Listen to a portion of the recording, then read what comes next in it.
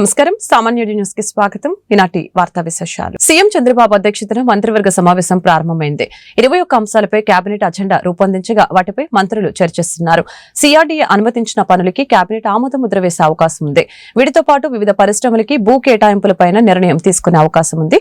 అమరావతిలో నిర్మించే హైకోర్టు భవనానికి 55 మీటర్ల ఎత్తుతో 20.32 లక్షల చదరపు అడుగుల నిర్మాణం, అమరావతిలో బిల్డింగ్ల నిర్మాణానికి 6,465 కోట్లు, ఎల్పీఎస్ లేఅవుట్లలో మౌలిక వస్తువులకి 9,699 కోట్లు, ట్రంక్ రోడ్లకి 7,794 కోట్లు, ఎన్టీపీ వర్కులకి 318 కోట్ల మంజూరుకి మంత్రి మండలిలో చర్చ జరగనుంది. కాకినాడ పోర్టు నుంచి తరలిపోతున్న ఓడలో పీడీఎస్ బియ్యం ఉన్నట్లు గుర్తించడంతో ఆ వ్యవహారం పైన కేబినెట్ లో చర్చకు వచ్చే అవకాశం ఉంది. కేబినెట్ లో నిర్ణయించే అవకాశం ఉంది. సీఎం పోలవరం పర్యటన టైం షెడ్యూల్ ప్రకటనపై కేబినెట్ లో చర్చ జరగనుంది. అలాగే పలు పరిశ్రమలకి భూ కేటాయింపులపై కూడా కేబినెట్ లో చర్చ జరిగే అవకాశం.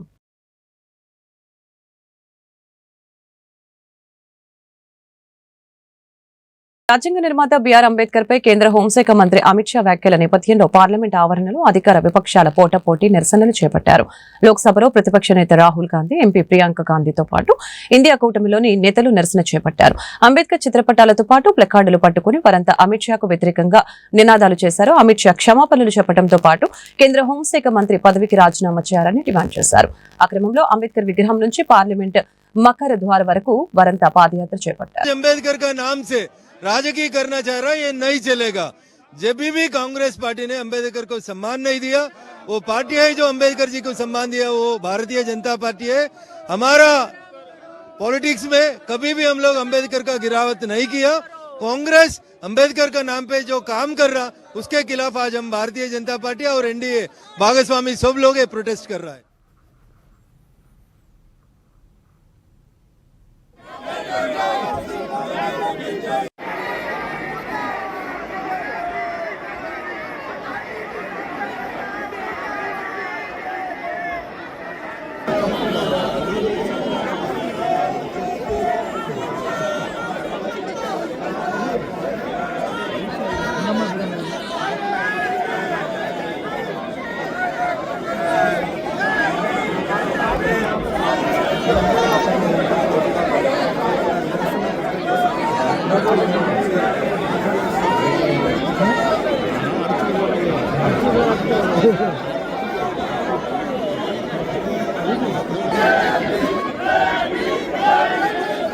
పార్లమెంట్ లో అధికార ప్రతిపక్ష ఎంపీల ఆందోళన సందర్భంగా బీజేపీకి చెందిన ఎంపీ ఒకరు గాయపడ్డారు.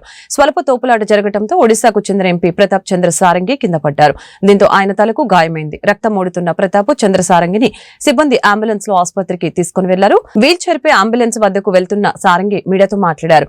రాహుల్ గాంధీ మరొక ఎంపీని తోసివేయడంతో ఆయన వచ్చి తనపై పడ్డారని, ఇద్దరం కూడా కింద పడిపోవడంతో తలకు గాయమైందని చెప్పారు.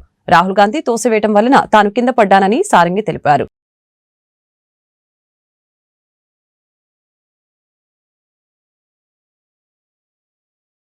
देखिए, मैं पता नहीं आपके शांत हो जाए, आपके कैमरा में होगा।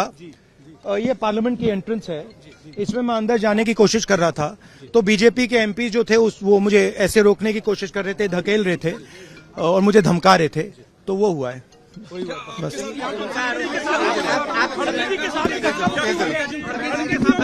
नहीं, देखिए हाँ किया है मगर ठीक है कोई मतलब धक्का मुक्की से हमें कुछ होता नहीं है। मगर ये एंट्रेंस है पार्लियामेंट हाउस की और हमारा अधिकार है अंदर जाने का, और बीजेपी के जो मेंबर्स हैं वो हमें अंदर जाने से रोक रहे थे। सेंट्रल इशू है जो आप लोग मांग कर रहे हैं अमित शाह के रेजिग्नेशन को लेकर। नहीं, सेंट्रल इशू है कि ये कॉन्स्टिट्यूशन पर आक्रमण कर रहे हैं और जो अंबेडकर जी की मेमोरी है उसका अपमान कर रहे हैं। बीजेपी सर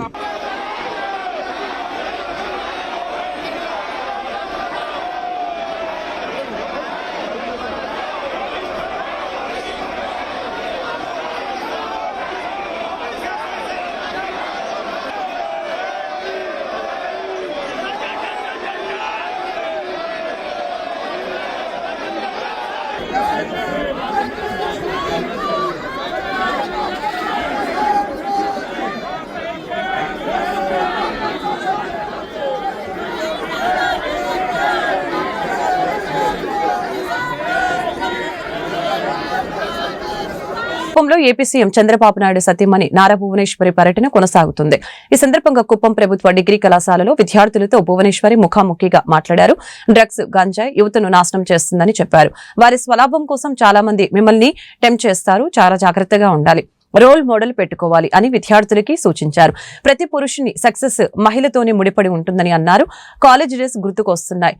ఆషామాషిగా వెళ్లి మీరందరూ చేసేదే నేను కూడా కాలేజీలో చేసేదాన్ని.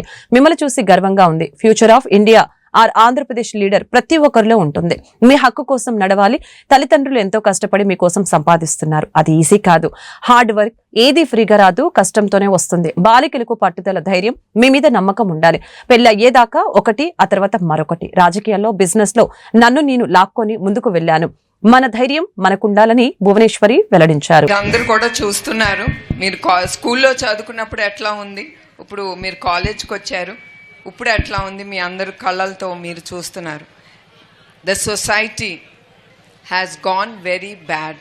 I should say this. ఇప్పుడే మీ అందరికీ గంజాయి గురించి చెప్పాను. ఇట్స్ వెరీ డిఫరెంట్ అమ్మ. ఆ కాలం affections, hard work, quality of work, నేను ఇది చెయ్యాలి అనేది కొంచెం తగ్గింది అనిపిస్తుంది నాకు. And I don't like to talk about politics. As Chandrababu Naidu Garu's wife and Lokesh's mother, I have lot of belief that రాజకీయాల్లో వాళ్ళు నీతిగా ప్రజలకి న్యాయం చేస్తారని నేను అనుకుంటున్నాను. భువనేశ్వరమ్మ గారికి నా యొక్క నమస్కారములు. నమస్తే అమ్మా. బాగున్నారా మేడం? I'm super. ఫ్యామిలీ బాగుందా మ్యామ్? ఓ యా, ఫ్యామిలీ నాకంటే మీరే ఎక్కువ చూస్తారు. బాలయ్య బాబు, ముద్దు బిడ్డ బాలయ్య బాబు, ఆయన చాలా మూవీస్ తీశారు మ్యామ్. దాంట్లో మీకు నచ్చిన మూవీ ఏది? అంతేకాకుండా దాంట్లో మీకు నచ్చిన డైలాగ్ ఏది? ఒక్కసారి మా అందరి కోసం. నేను సినీ రంగంలో పుట్టిన పెరిగిన సినిమాలు చాలా తక్కువ చూస్తాను. మీ అందరికి చెప్పాలి, అందరూ అనుకుంటారు ఆయన నా తమ్ముడు అని. I feel very bad. He's not my younger brother, he's my older brother. మా అన్న 2 సంవత్సరాలు పెద్ద. అందరూ వచ్చి మీ తమ్ముడు ఎట్టున్నారు, తమ్ముడు ఎట్టున్నారు అని అడుగుతారు. I don't like it. అయితే లేదండి, ఆయన మా అన్న, తమ్ముడు కాదని ఎప్పుడు గుర్తు చేస్తూ ఉంటాను. ఆయన నచ్చిన సినిమాలు Narasimha Naidu and Samarasimha Reddy, Akhanda. I like Akhanda. ఒక్క డైలాగ్ మా కోసం ఏమండి మేడం? డైలాగ్లా నా వల్ల కాదు. Please ma'am. ఒకే వైపు చూడు, మరో వైపు చూడబాక. అది. So even I believe look straight, నేరుగా చూడు, ఇటు అటు ఏది ఉండదు, ఫోకస్. ఐ థింక్ అదే మనసులో పెట్టుకుని ఆయన చెప్పుంటాడు ఆయన. మ్యామ్, మీరు ఎక్కువగా స్ట్రెస్లో ఉన్నప్పుడు ఆ స్ట్రెస్ నుంచి రిలాక్స్ అవ్వడానికి మీకు ఏదైనా సీక్రెట్ హాబీ ఉందా?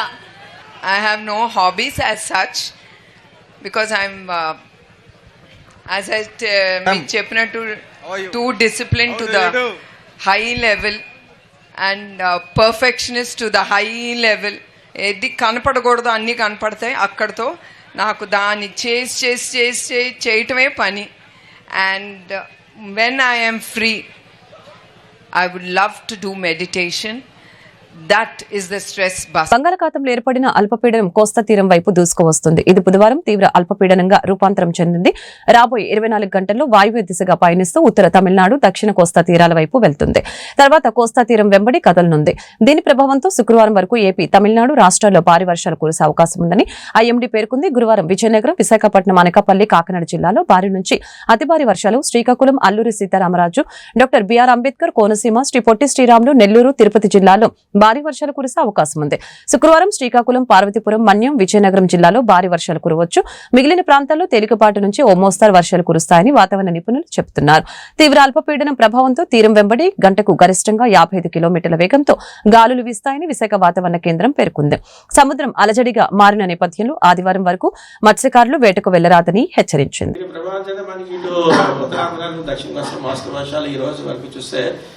పలు ప్రాంతాల్లో వచ్చే ఛాన్స్ ఉంది.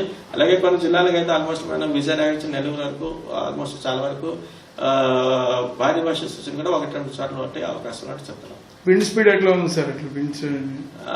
ఇది మత్స్యకాలం వరకు చూస్తే ఇది మన దేవబడి గంటకి 35 నుంచి 45, అలాగే gusting to 55 kilometres per hour. Rainfall ఎలా వచ్చింది sir last 24 hours? Last 24 hours లో almost entire coastal Andhra Pradesh and Yanam అంతా చూస్తే పలు ప్రాంతాల్లో మోడరేట్ రైన్స్ అయితే రికార్డ్ అవ్వడం జరిగింది. అత్యధికంగా చూస్తే ఎక్కువ విజయనగరం డిస్ట్రిక్ట్ లో అయితే ఎక్కువ వర్షపాతం ఎక్కువ వచ్చింది. అది అత్యధికంగా బండపల్లి అంటే అది అక్కడ 3 సెంటీమీటర్స్, మురికి మరకముడియం అక్కడ 2 సెంటీమీటర్స్, అలాగే సమ్ అదర్ స్టేషన్స్ లో 1 సెంటీమీటర్ కూడా రికార్డ్ అయింది. ఇది అల్పపీడనంగా ఉన్నప్పటికీ కూడా they are experiencing squally winds experience అవుతుంది. అదే కాకుండా సీ కండిషన్ కూడా రఫ్నెస్ కూడా అక్కడ ఇంక్రీజ్ అవుతుంది. దే ఆర్ ఆల్సో ఎక్స్పీరియన్సింగ్, అంటే some boats are also recorded and they are experiencing at same time.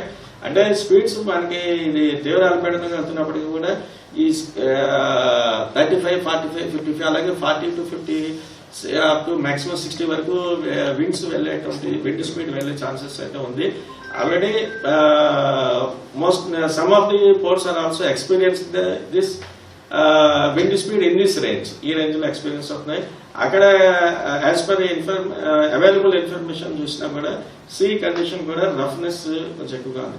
So వీటన్నింటినీ దృష్టిలో పెట్టుకుని ఈ మనకి ఉత్తరాంధ్రలో ఉన్నటువంటి ఆల్మోస్ట్ పోర్ట్స్ అందరికీ ప్లస్ దక్షిణ కోస్తాలో ఉన్నటువంటి మచిలీపట్నం పోర్టు కూడా మనం 3వ నెంబర్ ప్రమాద హెచ్చరిక అంటే లోకల్. సిపిఐ పార్టీ 100వ ఆవిర్భావ దినోత్సవాన్ని జయప్రదం చేయాలని సిపిఐ జిల్లా కార్యదర్శి జంగాల అజయ్ కుమార్ కోరారు. గుంటూరు కొత్తపేటలోని సిపిఐ కార్యాలయం మల్లెలింగ భవన్ లో జరిగిన మీడియా సమావేశంలో ఆయన మాట్లాడారు. భారత కమ్యూనిస్టు పార్టీ సిపిఐ ఆవిర్భవించి 100 సంవత్సరాలు ఈ నెల 26న పూర్తవుతున్న సందర్భంగా సిపిఐ శత వార్షికోత్సవాల సభలు, సమావేశాలు, పతాక ఆవిష్కరణలు జిల్లా వ్యాప్తంగా ఘనంగా నిర్వహిస్తామని చెప్పారు. దున్నేవాడికే భూమి, అలాగనే నివేశన స్థలాలు, బ్యాంకులు, జాతీయకరణ, తెలంగాణ సాయుధ పోరాటం, భారతదేశంలో లౌకిక వ్యవస్థను పటిష్టవంతం చేయడానికి, దేశంలో ప్రజాస్వామ్య రక్షణ కోసం భారతదేశ స్వాతంత్ర ఉద్యమంలో వీరోచితమైన ఉద్యమ పాత్ర పోషించిందని తెలిపారు. సువర్ణ అక్షరాల చరిత్ర కలిగిన భారత కమ్యూనిస్టు పార్టీ సిపిఐని సిపిఐ శత వార్షికోత్సవాల సందర్భంగా 26వ తేదీ నుంచి 30వ తేదీ వరకు జిల్లాలో ఉన్నటువంటి అన్ని నియోజకవర్గాల్లో ప్రదర్శనలు, సభలు, సమావేశాలు నిర్వహిస్తున్నట్లు తెలియజేశారు. ఈ ప్రదర్శన బహిరంగ సభలో సిపిఐ రాష్ట్ర కార్యదర్శి కె రామకృష్ణ, జిల్లా కార్యదర్శి జంగాల అజయ్ కుమార్ పాల్గొంటారని తెలియజేశారు. సమావేశంలో సిపిఐ జిల్లా కార్యవర్గ సభ్యులు మేడ హనుమంతరావు, షేక్ వలీ తదితరులు పాల్గొన్నారు.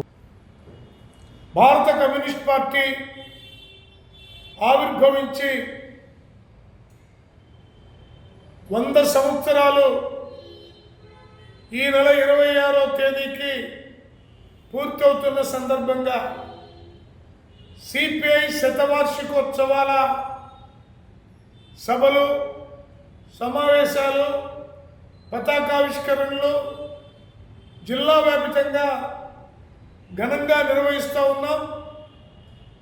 దున్నేవాడికే భూమి, అలాగే నివేశన స్థలాలు, బ్యాంకుల జాతీయకరణ, తెలంగాణ సాయుధ పోరాటం, భారతదేశంలో లౌకిక వ్యవస్థను పటిష్టవంతం చేయడానికి, దేశంలో ప్రజాస్వామ్య రక్షణ కోసం, భారతదేశ స్వాతంత్రోద్యమంలో వీరోచితమైనటువంటి పాత్ర నిర్వహించినటువంటి సువర్ణాక్షరాల చరిత్ర కలిగినటువంటి భారత కమ్యూనిస్ట్ పార్టీ శతవార్షికోత్సవాల సందర్భంగా 26వ తేదీ నుండి 30వ తేదీ వరకు జిల్లాలో ఉన్నటువంటి అన్ని నియోజకవర్గాల్లో బహిరంగ సభలు, ప్రదర్శనలు నిర్వహిస్తూ ఉన్నాం.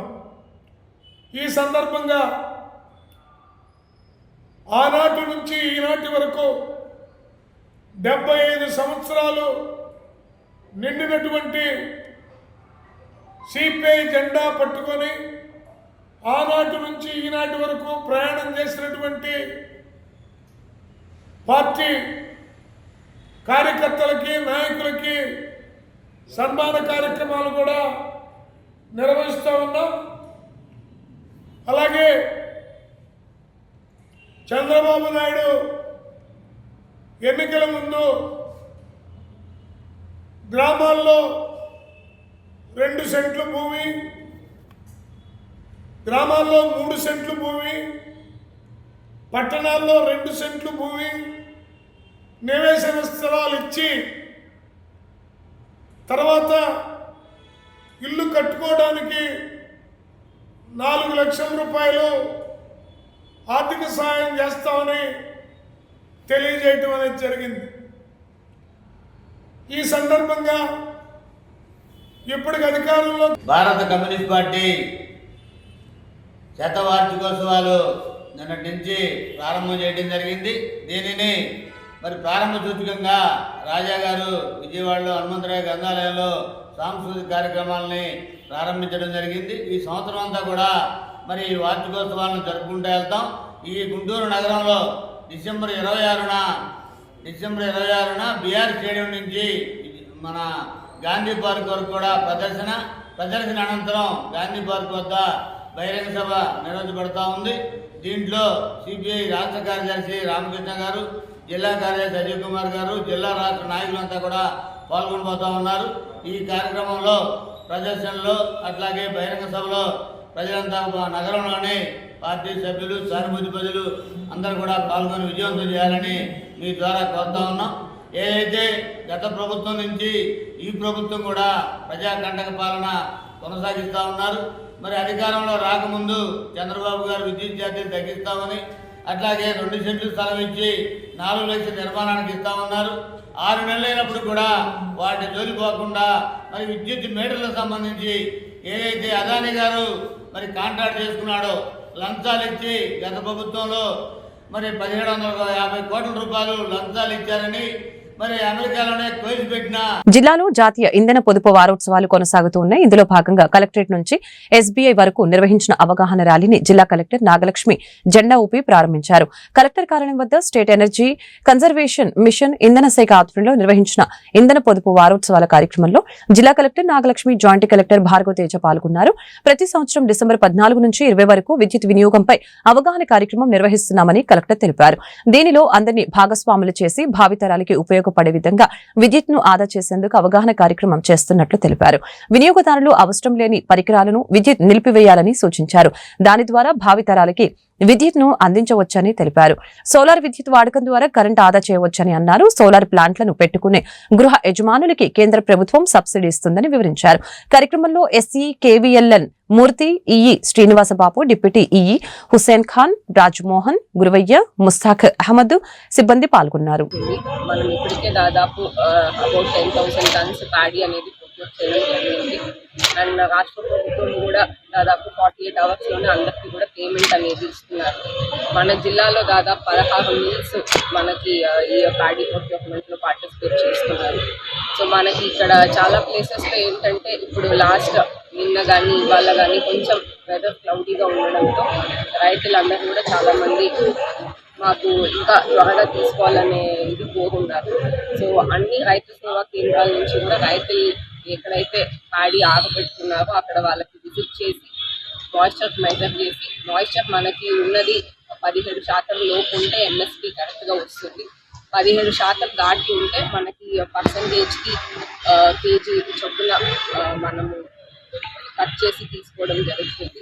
బట్ మనం అది తప్పితే ఎక్కడ కూడా ఎటువంటి ఇది కానీ చేయటం లేదు. సో రైతులు ఎవరికి కూడా అపోహం లేకుండా అందరూ కూడా మన రైతు సేవా కేంద్రాల్లో మీకు ఏ రోజు ఇవ్వదలుచుకున్నారో ఆ రోజు షెడ్యూలింగ్ చేసుకున్నట్లయితే మనము గన్ని, లేబరు, ట్రాన్స్పోర్టేషన్ అంతా కూడా అరేంజ్ చేసుకొని ఫార్మరు అరేంజ్ చేయొచ్చు, మిల్లు అరేంజ్ చేయొచ్చు. అండ్ వాళ్ళకి నచ్చిన మిల్లు ఎన్నుకొని అక్కడ ట్రాన్స్పోర్టేషన్ కూడా చేసేలాగా చూస్తున్నాము. ప్లస్ ఈ వర్షాకాలం ఇట్లా వర్షం వస్తుందనే దీంతో మనము జిల్లాలో 350 టార్పాలిన్స్ కూడా ఆల్రెడీ కొని పెట్టుకోవడం జరిగింది. మన కంట్రోల్ రూమ్ కాల్ చేసినట్లయితే ఎవరైనా రైతు మనకి పంటని సేవ్ చేసుకోవడానికి కోసం ఇంటర్నెట్ కేబుల్ సర్వీసులను ప్రజలకి తక్కువకి ఇవ్వాలని గతంలో చంద్రబాబు ఏపీ ఫైబర్ నెట్ ప్రారంభించారని AP fibre net chairman GV Reddy తెలిపారు.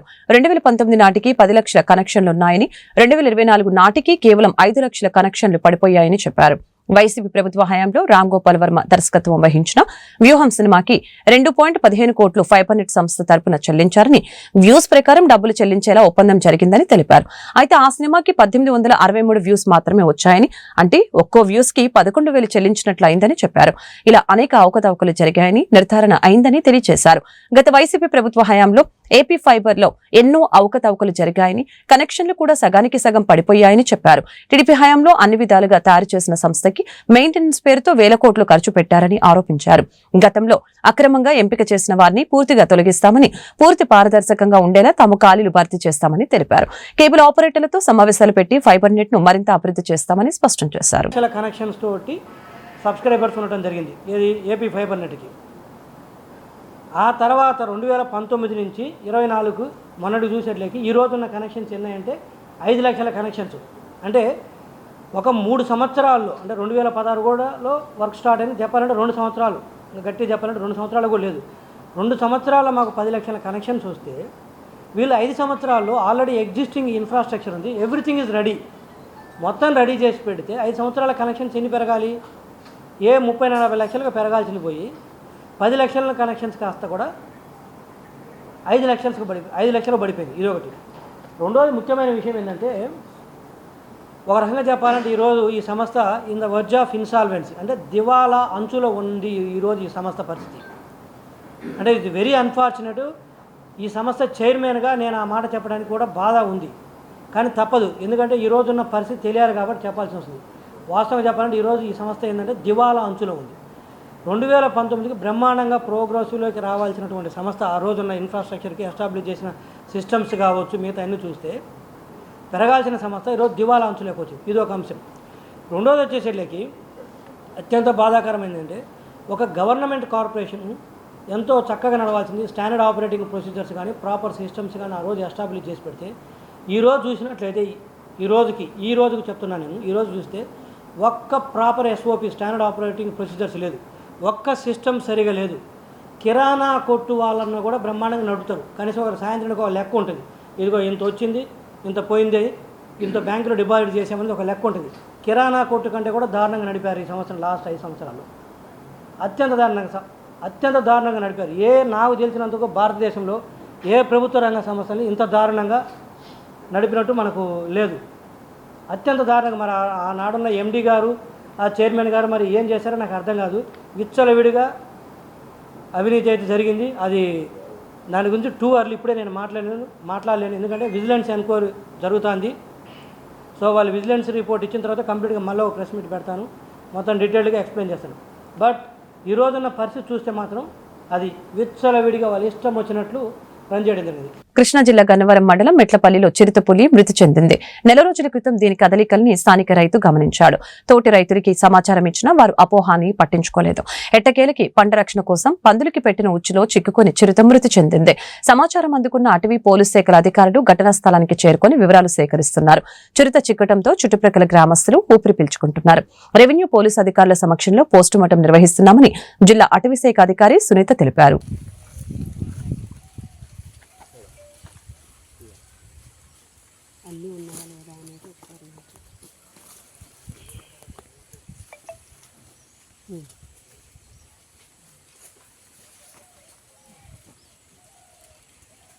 ఒక్క నిమిషం ఆగండి, గ్లౌజెస్ అవన్నీ ఉన్నాయి. ఈ వార్తలు ఇంతటితో సమాప్తం. మరొక బులెటిన్ మళ్ళీ కలుద్దాం. నమస్కారం.